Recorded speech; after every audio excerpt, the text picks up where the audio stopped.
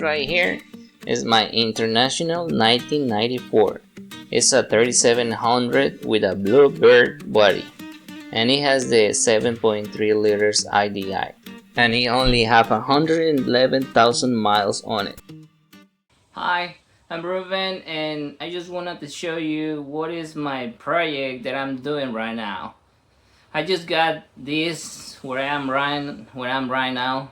It's a school bus, and just bought it out of marketplace for $2,000, well, $1,900, and it was running dry when I got it. And I'm planning to convert it to school bus, so I thought it will be a good thing to start recording videos to put it on YouTube and just walk through what I'm doing with this. But the first day that I drove the bus, I find out that he can now go over 45 miles per hour when I'm driving, and that is when the engine is already going like 2500 RPMs. So I don't like that.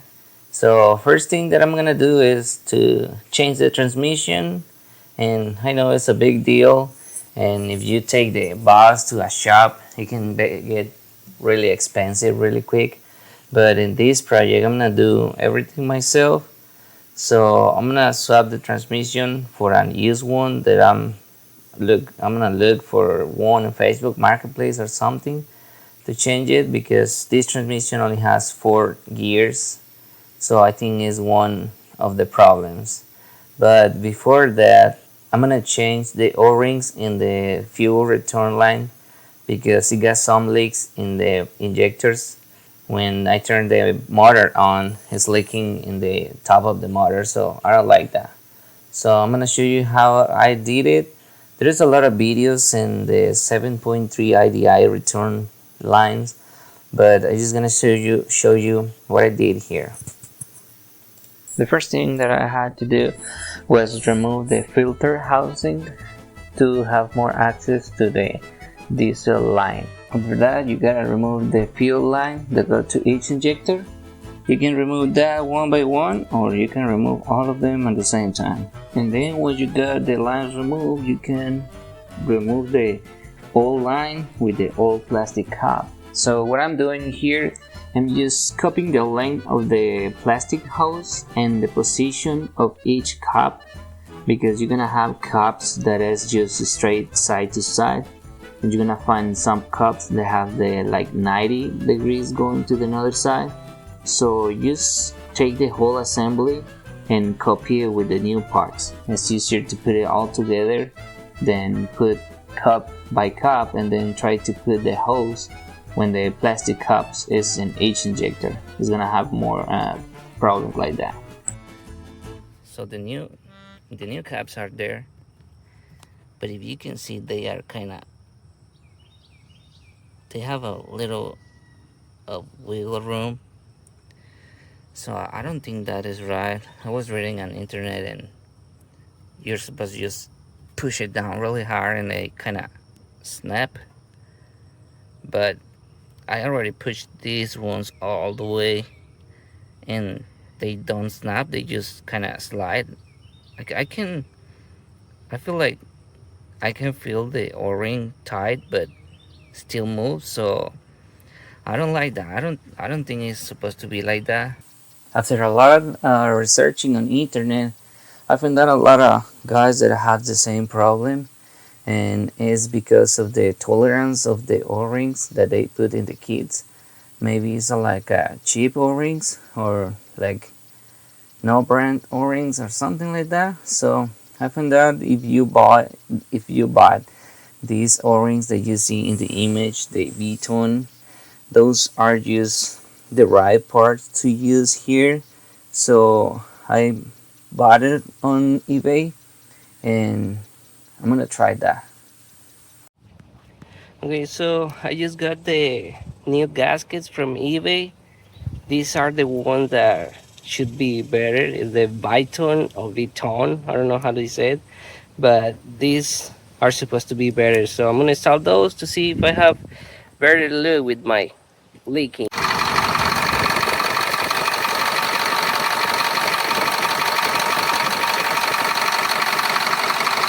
My problem was that I was putting W40 in the O-rings and I think they move or something like that, but when I put them there and I took them out again, I see them and they are not, they were not damaged at all. So I buy one of those super lube grease tube and I start putting grease in the O-rings, and I think that's what fixed my problem. I take every one of them and put grease in the O-ring and put it in there, and then put a little bit more grease. And when you put the cup, kind of feel more soft when it's going down.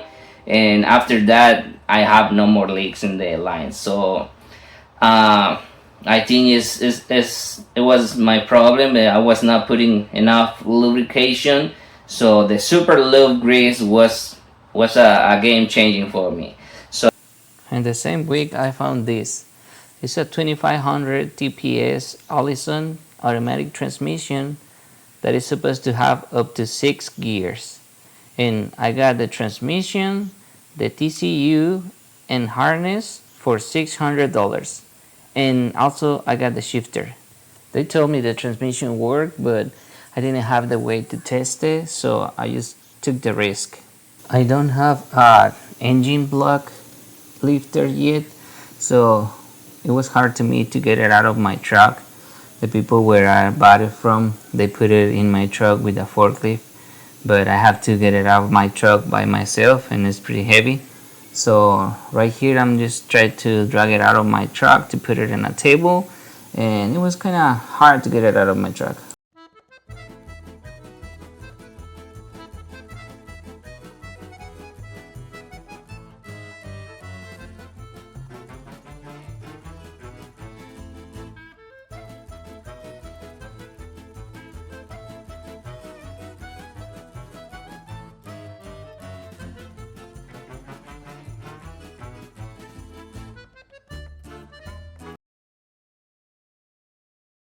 After I got the new transmission, the next step it was to make sure it's gonna fit in the engine.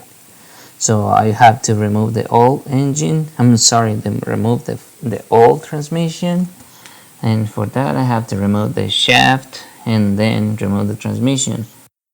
But I didn't have a transmission jack, so I had to get a new one. So for that, I went to my favorite store, Harbor Fry, and get one for like $200. I got the big one because the small transmission jack that they have, it was a little bit underrated for the weight of the new transmission. So I got the big one and put it together, and I just removed the old transmission.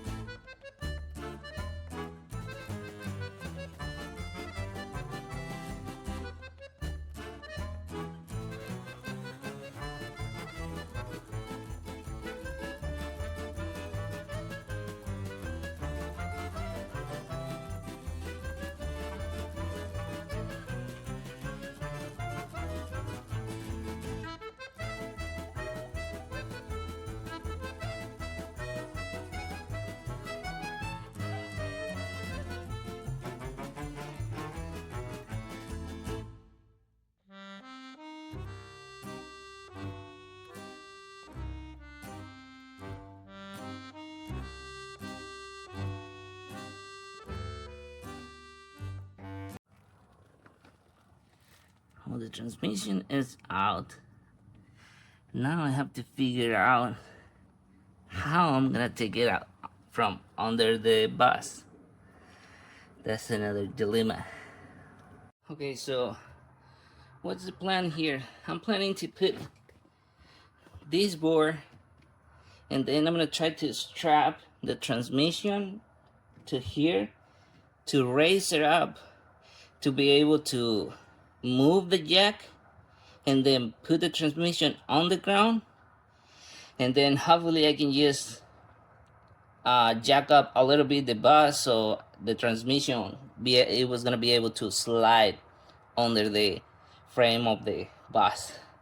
That's the plan. We'll see if it works or not.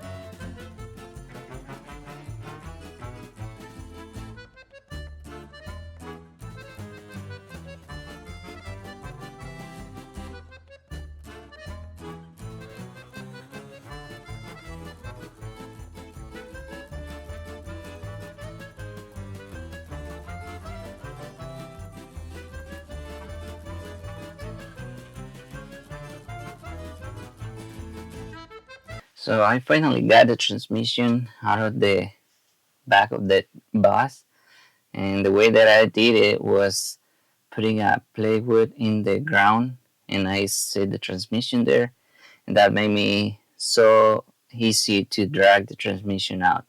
I didn't even need to lift up the bus to get the transmission on there. So I'm expecting the new transmission is gonna go in the same way in without having to lift the bus. Full transmission.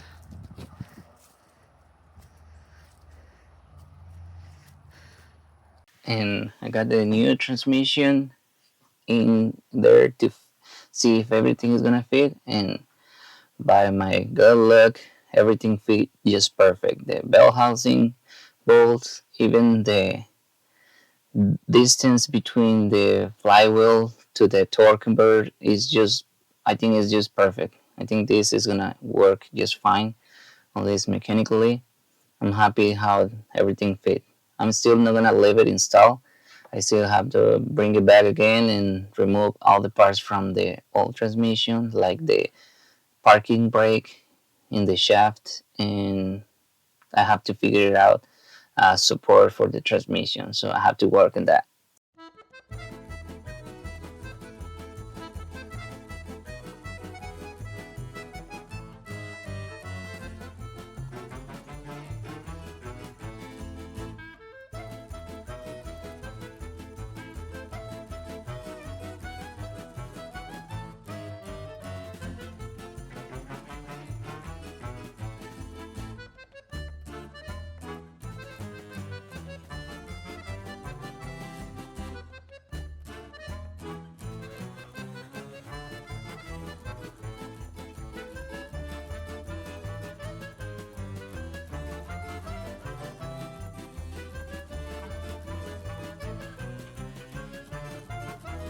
Okay, since I know the transmission is gonna work, so I've been working a little bit in the electronics that I need to adapt in the bus to work with the new transmission, and I gotta make it work. I have to adapt a sensor for the transmission, the sensor for the throttle position, and then I have to do something with the RPMs that comes from the motor because I need to feed that information to the computer in the transmission.